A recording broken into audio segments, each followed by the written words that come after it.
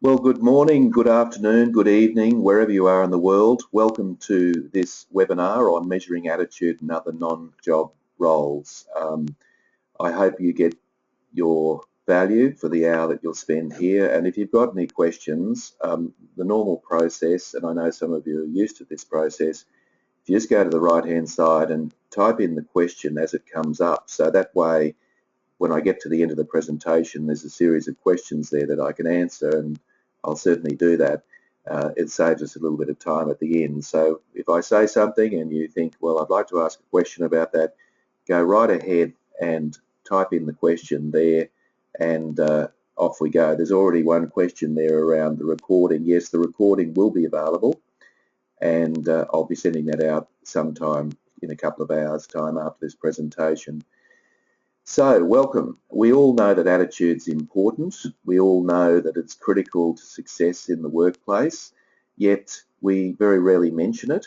We certainly know it's important, but we very rarely mention it in the job description. And there's three other non-job roles that I want to talk about in this presentation as well. And the particular emphasis here is on how you actually measure these. And I think one of the reasons that we don't include these non-job roles in the work document is that we're really concerned about being too subjective, because we struggle with this concept of how we measure it. So I'll certainly be happy to share that with you today. This book, or the information, comes from the book, as you can see on your screen there, The End of the Job Description, which is going to be out in 2 weeks' time. It's out in the United Kingdom at the moment, but in this part of the world it'll be out in a couple of weeks' time. And that goes into great detail about how to make the shift from a job focus to a performance focus, which is essentially the theme of today's presentation. And in a very practical sense, it's about converting job descriptions into role descriptions, which I think is a far better way of actually capturing performance in the workplace and what people are expected to do in this day and age.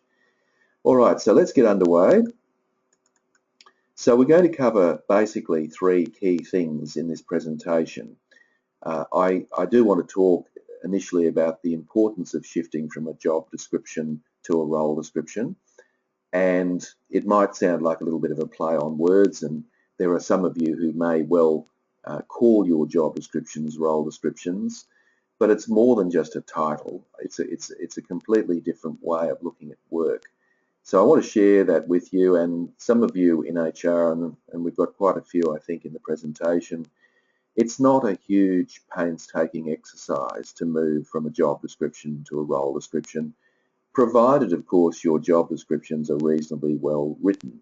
And if they're well written, then it's an easy move, an easy shift to move to role descriptions.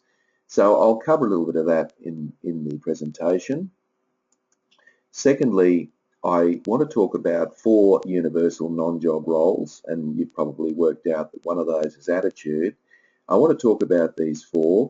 For a long period of time, we've all known that non-job roles, that is the non-technical aspects of what people do in their work, is critical to organisational performance. We've all known that. But we've been debating for a couple of decades about what should be included. So what are these universal non-job roles? Are they applicable to all industries, or are they only applicable to a few? So what I've done is I've selected 4 that I believe are applicable to every single industry, and I work across 21 industries. So I want to share those 4 with you and share with you a breakdown of what those competencies are. So basically giving you a very rounded definition about these non-job roles, which of course is a precursor to measurement, which of course is the third objective. So the third objective out of today is, how do we actually go about measuring these non-job roles? How do we actually go about it without coming across as highly subjective, maybe giving preference or looking at things through our own lenses? So how do we actually deal with that? Because obviously if we don't measure them, then what happens is they're not considered to be critically important. We're certainly happy to measure technical performance, and we use key performance indicators and targets to do that, but we don't tend to measure non-job roles. So the implication from the employee's point of view is that they're not actually as important as the technical aspects of what we do. So being a pain in the backside, for example, is not really all that critical, because as long as I'm doing my technical work well, then clearly I'm fine. And of course that's not the case, and we can all think of people who are highly technically competent who are very, very difficult and obstructive to work with. So I'm really going to cover a methodology around how we might measure these non-job roles. So I think one of this sort of lends itself to Dilbert type jokes, doesn't it? The fact that at the end of nearly every job description that I've ever come across, there's this kind of legal disclaimer at the bottom that says something along the lines of, you are required to complete any other duty deemed relevant by your manager. And it's really, if you step back a little bit from that, I mean, obviously we understand why it's in there, because we want to hold people legally accountable. But really it's quite amusing, isn't it, that we should try to go to all this trouble of producing a work document that covers what people do at work, and then have this legal disclaimer at the bottom indicating that there might be other duties that are not on this work document that are important and that you're required to do them. And I suspect what that's really getting at, apart from obviously covering ourselves legally, is the fact that there are non-job roles that we expect people to play or perform, and as a result of that we can't really quantify them. So what we do is we put this disclaimer at the bottom and hope that that covers ourselves legally. So I'm hoping that with what I share with you today or this evening will help to actually remove this disclaimer. In other words, we've pretty comprehensively covered what performance is in the workplace. Now, one of the models I put together in the book, The End of the Job Description, I just want to give a bit of an overview. Where did the job description come from? Why are we using it? Why do we depend so much on it? So, if you look at the sort of the figure that I've got there in front of you, you'll notice that there's first generation job descriptions. I think the job description pretty much emanated out of scientific management and the Taylorist concept of specialisation of work. So what Taylor was trying to do is to break up the assembly line into small bite-sized pieces and basically put a boundary around what those roles or what those responsibilities were. And that could then be captured in a work document, which is called a job description, which of course came later. So the first generation job description was a pretty basic document, which essentially was about the job. So it really listed down all the tasks, or you could say the duties or the tasks that the employee was expected to do in that particular job. So there was nothing about competencies, there was nothing really about how people would do things, or even how they'd be measured. It was just a kind of bullet point list of things that people were expected to do in their work. Now, around the middle of the last century, around the 1950s, people started to think, well, hang on a minute, shouldn't we also inject into these job descriptions some of the competencies that are required in order to carry out the work that's in the first generation job description? So the focus moved from a job to the individual. So we now started to talk about some of the core competencies that people were expected to have. When I say competencies, I mean the skills, the knowledge, and even the attitudes that people needed to bring with them in order to perform the tasks effectively. And of course, we use this in recruitment. We use it, in fact, right across the board in all sorts of HR practices in the workplace. That's why the job description is so central. And so most organisations, from my experience, are still stuck in second generation. They're still stuck. So they've got the tasks and they've got the competencies, and that's as far as it goes. There are a few organisations tinkering with the idea now of starting to look at non-job roles, but really they're not doing it as comprehensively as they are in the technical aspects of what people do. So the third generation, which is the generation that I'm trying to promote through this book that I have just written, is starting to look at not only the technical aspects of what people do, but also the non-technical aspects of what we expect people to perform in their work. So the focus now has gone from the job to the individual and now the organisation, because a lot of these non-job roles that I'm going to cover are actually, you could argue, organisational roles. So they take in these non-job roles and the competencies associated with them. So I'm going to share those with you today. So just to give you some context, that's where I think it's going, and I think this third generation work document, which I'd like to call a role description, we're ready for all sorts of reasons that I won't go into at this stage. Now, one of the other models in the book that if you look at the life cycle of an employee, they're pretty much captured. All of these HRM practices are pretty much captured. So, but what I'm suggesting here is that the job description actually has a negative impact on everything we do in organisations. So, that's why I call my book The End of the Job Description, because I think it's actually causing more harm than good. Let me just give you some quick examples. So when we recruit people, and particularly when we select them, what we tend to do is to go straight to the job description, or more specifically the job specification. And in the job specification, we have a whole lot of information about the technical requirements of the job. So all the questions in the interview are framed around the technical requirements of the job. We're just hoping, of course, that we can pick up some of the non-job aspects through the interview experience. We're hoping perhaps we can pick up others from the referee checks that we perform, but essentially you could say 80 to 90% of the interview and the selection process is based around the technical requirements of the job. Now you might say, well, that's pretty standard and applicable, but how often is it the case that when we actually employ somebody that's quite technically proficient, we find out they have other deficiencies that didn't come out in the interview process?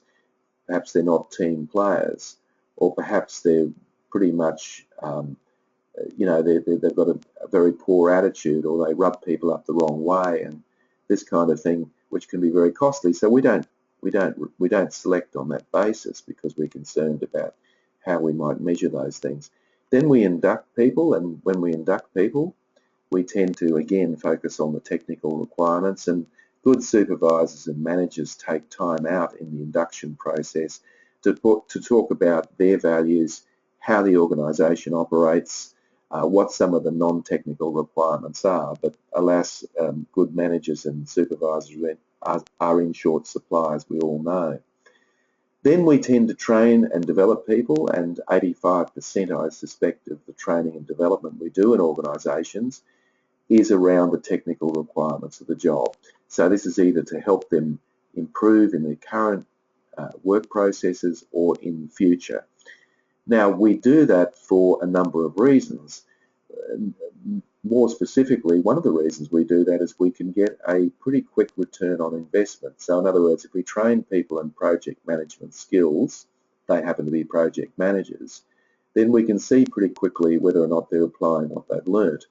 So we know that our money has been well spent organisationally.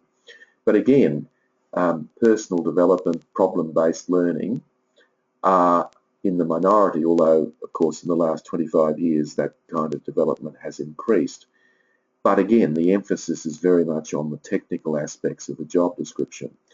Then when it comes to remuneration, we tend to shy away from the non-job roles that people are expected to perform, and we stick very much to the technical requirements of what they do.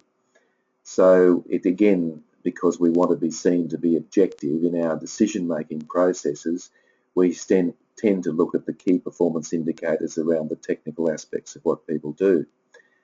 And then when we actually look at succession planning and promotion, and I think of particularly of managers here, we tend to promote managers, as we all know, based on their technical prowess. So if somebody, for example, is a good engineer, then we promote them into a managerial role. If they're a good accountant, surely they'd make a good manager. Well, of course, we know they're totally different skill sets. So you can start to see that the job description colours every single aspect of what we do in the human resources management area in organisations. And then, of course, the performance review is around, again, the key performance indicators and the targets around the technical aspects of what people do. And I haven't put this on the screen, but when we terminate people, often we terminate people on non-technical reasons. You know, there could be very serious reasons like theft or whatever, bullying, or it could just be that they're really not performing their non-job roles. And then we try to justify that termination on the basis of how it might fit into this legal document called the job description. So we basically do everything in an organisation around the job description, and I think that's quite harmful because performance is a lot more than technically performing on the job. I'm not suggesting for a minute that technical performance isn't important. Of course it is, but non-technical performance is becoming more and more important. In fact, I'd make this statement, and some of you might have seen this statement before, which could sound a little bit provocative, but I'll explain it, that the roles that people play in organisations are more important than the jobs they do. And again, I'm not suggesting that we select people on attitude or their ability to work in a team only. We're expecting people to have technical requirements, and that should be a baseline of expectation.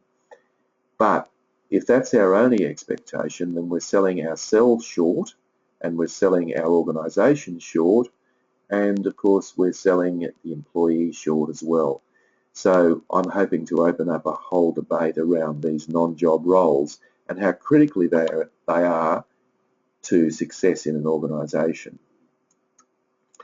Now, just to make the point, before I go any further, this busy slide, I'm not going to go into in great detail, but simply want to point out that this was a survey done of 9,000 managers across 3 continents and 21 industries.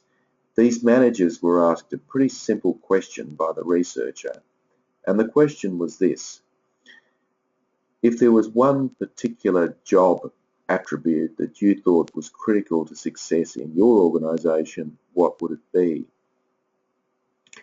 So the managers just simply had to, write down or record what it was that they thought was the most critical attribute.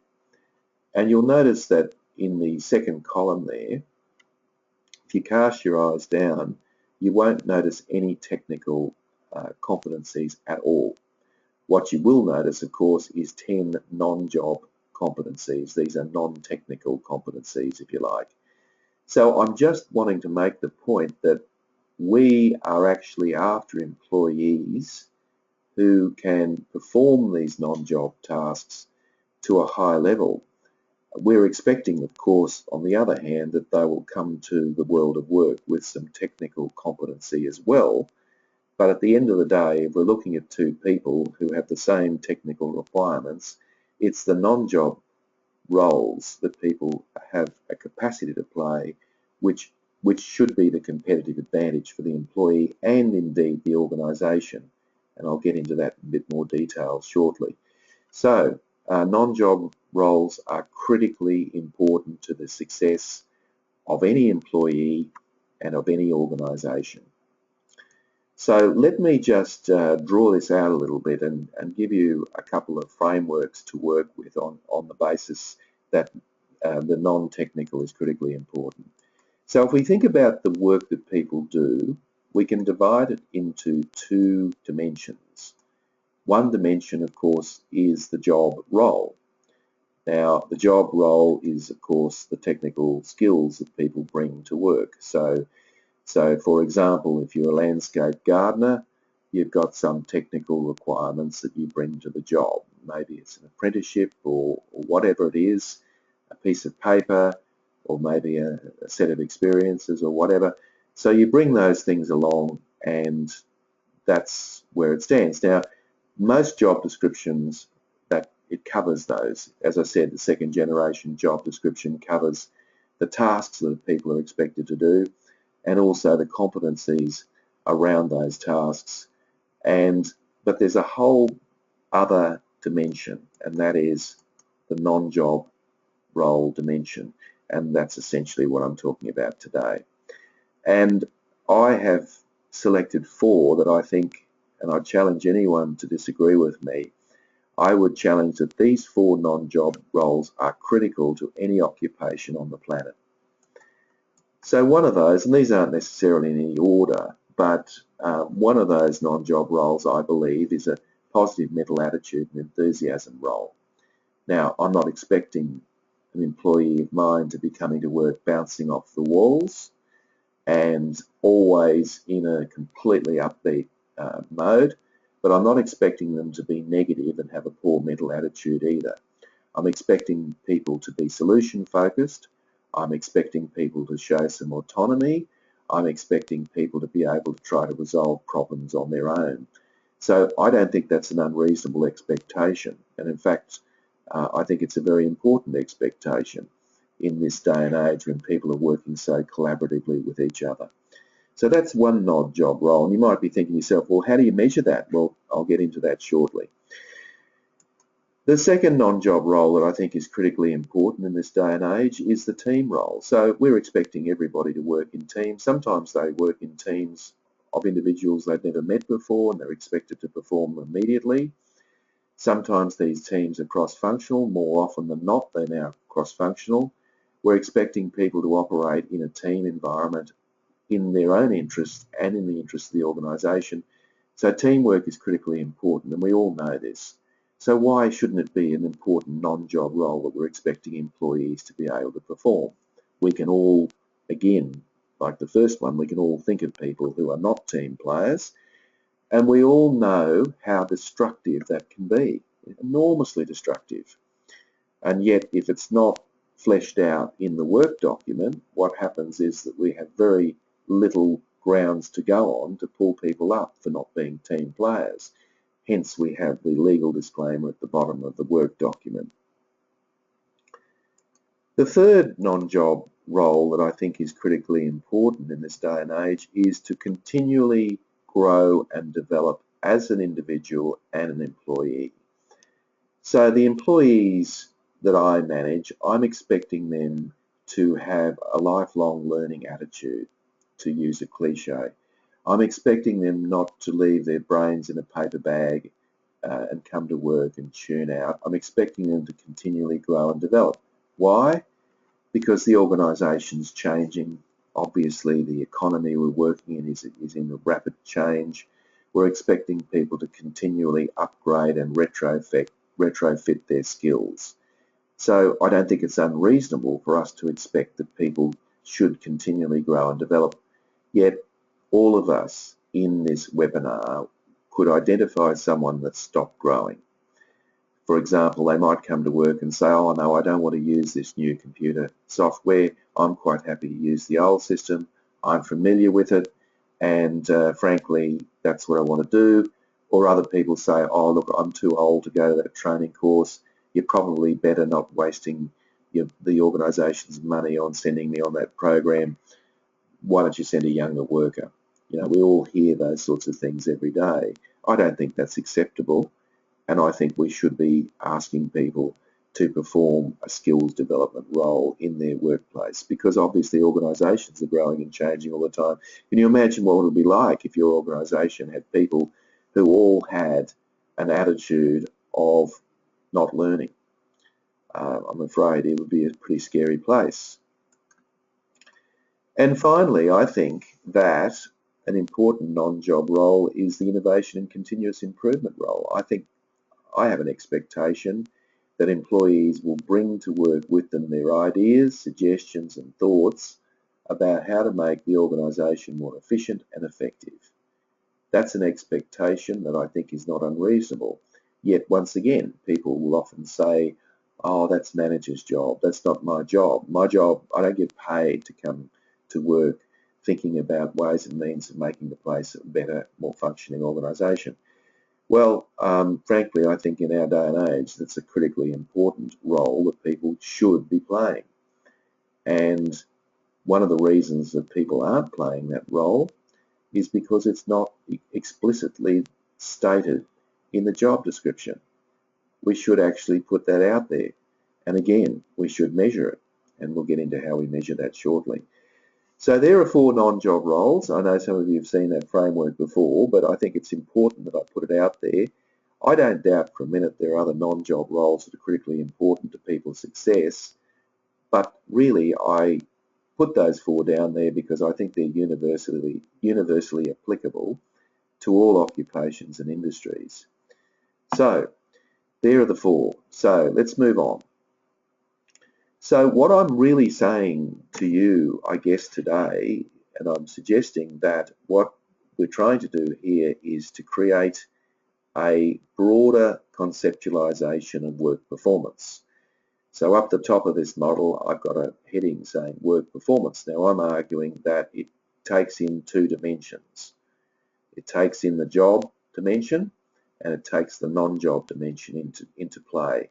So we have a broader interpretation of what performance is. Now, the difference between this slide and the previous slide is that you'll notice that the job role normally in a job description we have key result areas, and normally there should be 6 to 8 of those. So these are the broad clusters of activity that people are expected to perform in their job description. And underneath those, with second generation job descriptions, we have competencies. So what people are expected to be able to bring to that task. Then we have key performance indicators, how people will be measured as to whether they are successful or not in performing their job role. So that's all pretty much included in a good job description. So you'll notice on the right-hand side, what I'm suggesting is that we now do a similar kind of exercise. We state up front the 4 non-job roles that I have indicated to you in the previous slide. We break those down into a series of elements. So I've, in some cases, only got 2 elements for each of those, in some cases 4, but I'll share those with you. There are 10 competencies for each of those elements, and then there's some key performance indicators around how people will be measured on those non-job roles.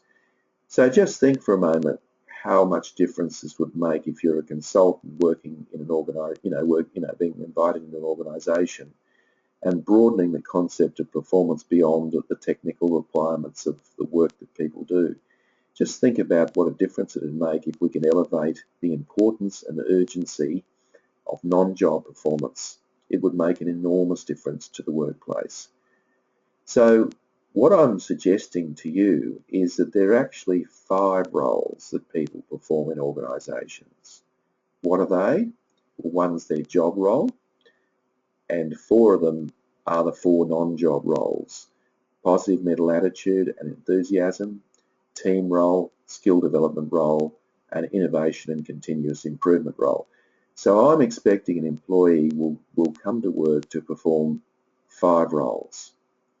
So you can see what I'm getting at when I'm talking about work performance going beyond just one dimension, which is the job role. So let's get into the tin tack. So if we're actually going to embed these non-job roles, these 4 non-job roles, into the work document, we need to understand them a little bit more. Now, the book goes into much more detail, but I'm going to give you a broad brush outline here. So if we take the first non-job role, which is the positive mental attitude and enthusiasm role, I would argue that there are 3 core elements to that. I'm expecting people to be solution focused.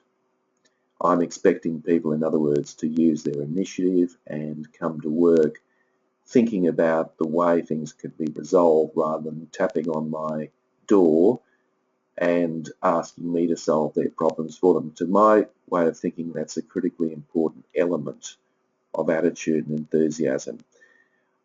And pretty closely aligned to that, I'm expecting people will actually take responsibility. I believe that's part of this role. So, and there's evidence of that that'll come from the key performance indicators I'll share with you shortly. I'm also expecting that they'll generally have a positive vibe or positive energy. I'm not expecting, as I said, to have people bouncing off the walls, but I do expect people to generally speaking, being positive at work. So, they're the elements that are going to be evaluated a little later in the presentation. So the team role, I've got 4 elements here that I think are critical. I'm expecting people to show leadership in a team role. What I mean by that is not just a passive passenger in a team. I'm actually expecting somebody who's a team player to speak up when they need to speak up, to offer suggestions when they need to challenge other people's comments and attitudes, tactfully of course, when necessary. I'm expecting, that's what I mean by leadership. I'm also expecting that they're going to have a dual accountability. One of the accountabilities, of course, is to do their job role effectively, but I'm also expecting that their accountability will be around the team role. So they're actually acutely aware of what the team goal is, if you like, and that they are working very much towards that as much as they are in their individual key performance indicators in their job role. I'm expecting that they have a capacity to collaborate with other people and work with them, even if they don't like them. They can work with them, and they can work with them constructively and effectively. I'm also expecting that they can communicate reasonably effectively. Now you might be saying, well, I'm asking too much there. I don't think that's too much to ask. And I think they're all skills or competencies that people can learn. I just think that people should be going out of their way to learn those skills, because everybody works in a team in some format in their workplace. So they're the 4 elements around the team role. In terms of the career, I mentioned before it was a skills development role. Well, I call it a career development role because I believe that all these 4 non-job roles have an element of self-interest to them as well. This is not just about the organisation, it's actually about the individual as well, in the sense that it's actually going to be useful for them in their own career. And you can divide career development role into 2 elements. Yes, we're expecting people to continually grow and develop in their technical competencies. Yes, that's important, and I think there's another element to that as well, and that is their personal development. So, for example, a salesperson might work very hard at their ability to give a presentation, which you might argue is personal development, because but it will impact on their ability to be a better salesperson when they're called upon to speak in audiences or small groups. So they're the 2 elements around the career development role. So moving right along, the innovation and continuous improvement role, I think there are 2 elements. I'm wanting people to problem solve and to think critically, and we're probably aware that that's pretty much in short supply out there in the world of work at the moment. And I also want them to be customer responsive. So the argument is that any innovation or continuous improvement that goes on in the workplace should have the end user in mind. So what we should be thinking about, even if it's the implications, how's this going to affect the end user? So if it's a school, for example, how will it affect the students? If it's an accounting firm, how will it affect our clients? If it's a manufacturing environment, how will it affect our customers, and so forth. So having that at the forefront of mind is critically important, I think, to come up with constructive ways to be efficient and effective. So there are the four or the elements around the 4 non-job roles. Now, before I launch into the final part of the presentation, which is around the measurements, the book goes into great detail around some strategies to formulate role descriptions. What I can say here to you today is that it should be done collaboratively. So it's not just a case of somebody in HR, rewriting all the job descriptions to become role descriptions and then emailing that out to everybody. It should be done collaboratively. Why? Because we want people's buy-in. We want people to actually accept these non-job roles as a legitimate part of their work performance. So there's more detail about that in the book. Now, I've broken down these areas, and I'm not going to go through each of them, but just to give you a little bit of an idea, a flavour if you like, here are the key performance indicators around the elements. So for example, what you're seeing on your screen now is the element of solution focus. Solution focus, as you might recall, is part of the positive mental attitude and enthusiasm role. So I've broken that down into 10 statements, and I won't go through those in great detail. The book covers all of that in great detail, but you'll notice that there's statements there, and over on the right-hand side, people can rate themselves on a scale of 1 to 5.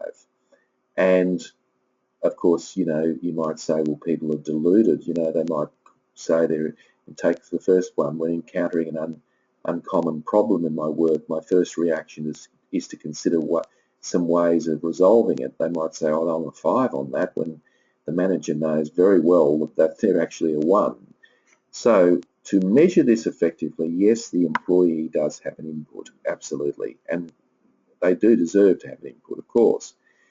But the other input comes from the manager, their manager, and a third dimension or input comes from their colleagues, so the people working around them. So we call this multi-rater feedback, or probably we call it 360-degree feedback. A lot of people have heard of this. And I'll go through some samples of people that I've actually conducted this on, and you can have a look for yourself and see what it says. But the non-job performance conversation process covers 5 key simple steps. Step 1 is we organise the inputs, and what I mean by that is we decide who's going to give input about each employee. The employees complete this online, and they do this confidentially. This then spits out a report on the non-job performance of that employee. The manager is expected to sit down and go through that with their employee in a dialogue, and there should be tangible steps that come out of that to improve non-job performance. So that essentially is the framework, and of course, again, the book goes into great detail about that. And I suggest a good model would be that the inputs for each individual employee should be, first, the person themselves, so that's the self perspective, their supervisor or manager, which is the management perspective, and I would suggest 4 people, and they don't have to work directly with this person, but they've got to be in a position to be able to observe and make sense of those key performance indicators I mentioned before. So that would be the way I go about it. And what I want to do now is just share with you a real life example of a workplace that I worked in. Obviously the name will remain nameless, but what you can see here in the legend down the bottom is the self-management and team perspectives, and the tool that I use actually looks at the level of aggregation, if you like, between the 3 perspectives. So the red represents the individual employee, the yellow represents the manager, that's their manager, and the team is an aggregate of the 4 inputs from the team level. So it produces graphics like this, in which case it probably doesn't make a lot of sense to you at this stage, but I'm just simply showing you a sample of how the graphics look. Another way of looking at the graphic is the histogram. So in this case here, this is a summary statement. This individual rated themselves 45%, 45% of the time they agreed with the statement, 15% they disagreed. They sat on the fence on 40% of the occasions, which is the N. You can see the manager sat on the fence on 29% and 51%, and the team, which of course is the collective of the 4 individuals, rated them 65, agree, 18, 17. So that's just overview material. let's talk about some specifics, or drilling it down even further. There's graphics around, and you'll notice here this is the team role. You'll notice here there's the communication, accountability, collaboration and leadership, which of course are the 4 elements. So it breaks it down into the elements as well. So we can actually drill it down to look at what elements are deficient or what elements are actually being performed extremely well. So getting right down to tin tacks, there are statements that come out of the survey, and this is real live data, remain anonymous. But have a look at these 2 statements. These 2 statements are based on 2 elements in the team role. One's on the leadership, one's on the communication. Let's have a look. Q5, I'm an active and constructive contributor in team meetings. All right, so the person who this was directed at, and this is the statement, of course, that they would answer, the management and the team would answer a statement that's slightly different, which would be he, it was a he in this case, he is an active and constructive contributor in team meetings. So it's basically the same question, but more from an observer's point of view. So in this case here, the manager's gone neither. I'm really not sure whether they're active and constructive contributors to team meetings. I haven't seen enough of them in action to be able to make a comment about that. And the team, of which there are 4, 2 agreed with that statement, so it's defaulted to an agree overall. 2 are sitting on the fence, and nobody's disagreeing. So essentially, if you were sitting down with that person, you might talk to them about, first of all, if you're the manager, why you went neither.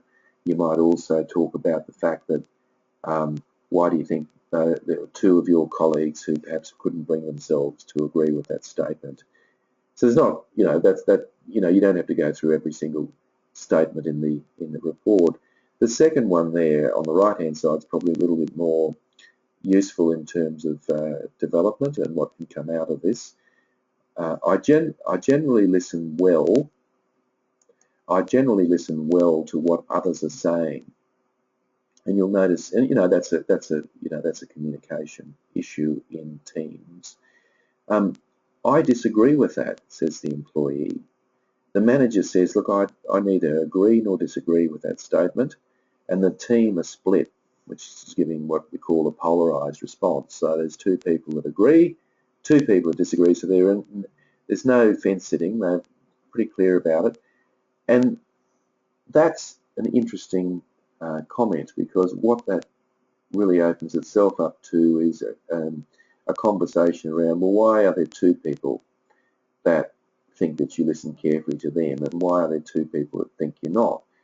And I know in real life what this board and the employee themselves is being very brutally honest here, and he actually said, well, I must admit, I find it very hard to listen to some people in the team because, frankly, I don't rate them, and as terms of what they're going to say. So my eyes glaze over and I just tune out. And what's interesting about these results is you can see, and it's anonymous, but you can see that it's the 2 people that probably are the ones that are being tuned out are the ones that disagree with that statement, whereas the 2 that this person does listen to, obviously have rated them highly. So in terms of measurement, you could actually, or action planning I should say, you could actually talk to that employee about making a bit of an effort to not let the eyes glaze over and to actually try and listen, because they might learn something, and quite frankly it's part of being a team player. So you can kind of see how we can bring these 4 non-job roles to the fore by using multi-rater feedback, which can be highly effective in this case. So we're actually really measuring. So next time round we do this, we can do a before and after snapshot. So we can actually say, well, how did you perform last time versus how you performed this time?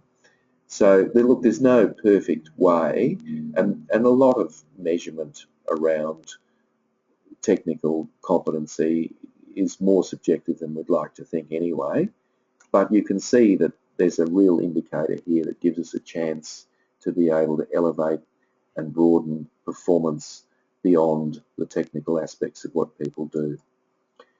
So just to finish up, because I think we might have a few questions here, this is a framework that I put together in the book that just simply, it's nothing, I don't think this is rocket science, but I felt I needed to put it in because I think there's often a discord between the work document and where the organisation's trying to go.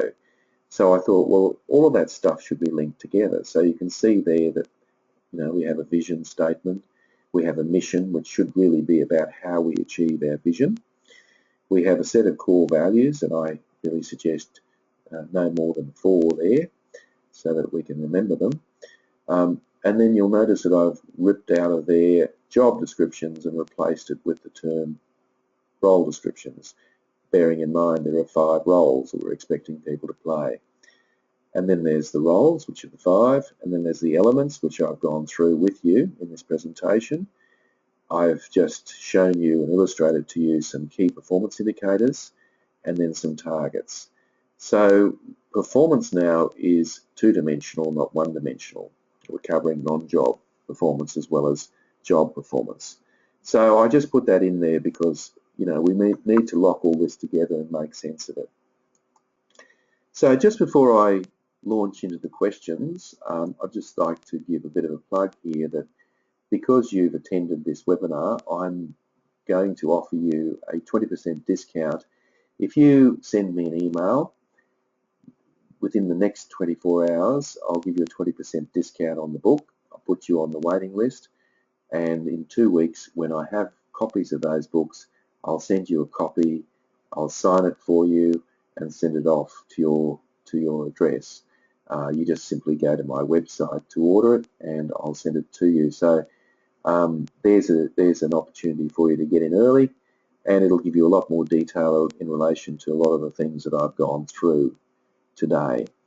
So that pretty much brings us to the end of the presentation. I'm sure we've got some questions, so I'll just launch into that and see if I can respond to those for you. Okay. Right, we do have a few. Look, I apologise. It says it's hard to hear. Normally easy. Is this a problem at my end or on GoToWebinar? Well, I apologise if it has been difficult to hear, but I'll certainly look into that. So my apology. One question here coming up is, what are some of the ways of formulating the role descriptions? Thanks for that question. Look, the book goes into 5 or 6 different ways, but wherever possible, what I really suggest is that you, it may not be you, it may be somebody else, but these role descriptions that I've covered, you go to people and explain the importance of them and ask them, these are the people doing the job, of course, ask them, please, could you actually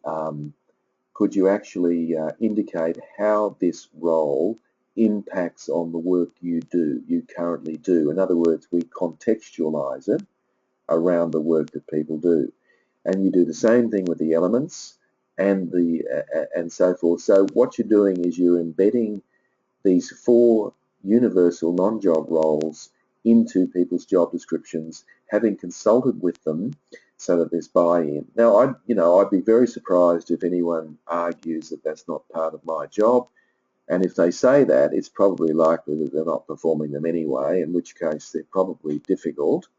So you're not going to get much pushback, I wouldn't have thought, because I would have thought most of those 4 things are common sense. Not that necessarily means that people are performing them, of course. That's a different story. Someone's just indicated that it's coming across clearly, so thanks for that. Apologies for those where it's not coming across clearly. Okay, I'm just looking at other questions here.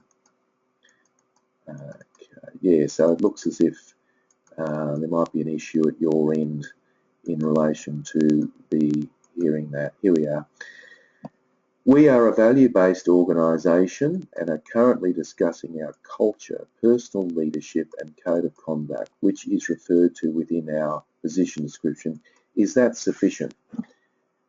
Look, that's a good question. I think it's a good thing that you've got it in there in the work document, absolutely. But does that drill down to the same level of detail that I'm giving you today? So are people completely and personally accountable for these non-job roles?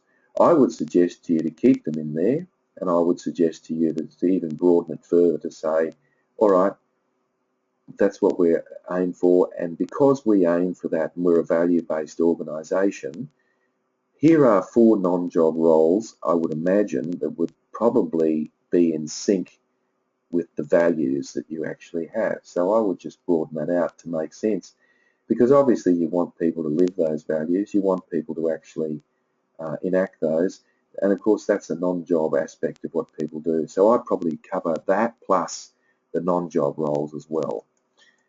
All right, just going to the next. I hope that's responded to your question.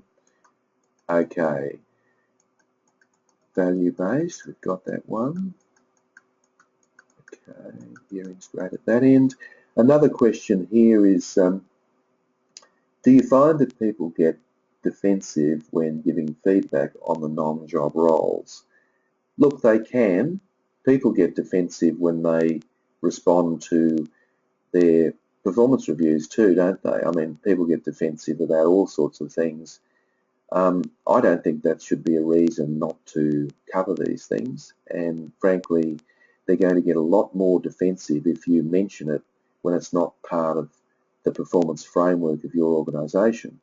So if you just tell them that they need to be team players, but there's no context in the work document around that, then I would imagine that they probably will become quite defensive, because there's no expectation around them being team players, even though it should be common sense.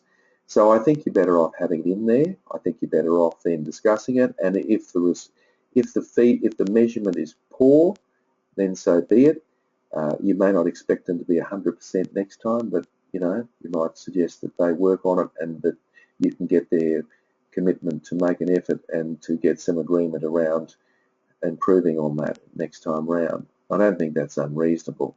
So yes, they can get defensive, but as I said, they can get defensive about everything and anything, and often do. So I don't think that's an issue that we should stop doing this for. All right, another question that I've got here is, are the inputs confidential in the feedback system? Yes, they are. Now, when the employee gets their report, their non-job report, which I suggest you do once a year, by the way, the report you can probably see from the figures there before that they can obviously see what they have, how they rated themselves on that particular competency or key performance indicator, but they can also see what their manager has rated them as well. I don't think there's any problem there, because really the employee needs to know what their manager thinks, and what better way of doing it than to do it this way. Of course, they could be in disagreement, but that's fine. That can be discussed. But in terms of the team, that is the 4 people that input at the team level, no, that is confidential. And why am I making it confidential? Well, there's no, you could argue both ways with this, but I want people to be open, honest, and frank with their feedback. Open in the sense of being honest. What do I really observe in this person? And so I want sort of relatively accurate data, and that's why I suggest 4 at a minimum. You can go more. Any less than 4, it kind of gets skewed, because if you've got 2 people in the survey, for example, it's probably not a good idea, or 1 even, and that person might have a grudge or something. And so with the more people, it sort of pans that out a little bit to make it more to aggregate the results a bit more. So yes, it is confidential from a team perspective. People can guess who might have said what, and they're quite entitled to do that, but frankly they needn't know. So people get issued with a unique key. It makes sure that their responses are confidential. So yes, I do believe they should be confidential, but I'm sure some of you would argue the opposite of that, and that's fine. There's no perfect system, but I just want some feedback that I can give people so that we can help improve their non-job performance. Okay, I'm just flicking through. I think that's all we've got at this stage. But look, if you've got any other questions, ladies and gentlemen, more than happy for you to send me an email. My email address is on the screen, and while you're at it, you might actually order your fresh copy of the end of the job description. I'm happy to send it out as soon as it's available at a discounted 20%. So thank you very much. Keep your eyes and ears open. I've got other webinars coming up. I have a webinar coming up next week on the 5 Conversations framework. Some of you may not have been in that webinar, so more than happy for you to enroll in that. It's free again, and it'll give you an idea as to how you might develop a culture of conversation inside your organisation. So thank you very much, and I hope you found that useful. And if you've got any feedback, I'm more than happy and open to hear what that feedback is. So thank you.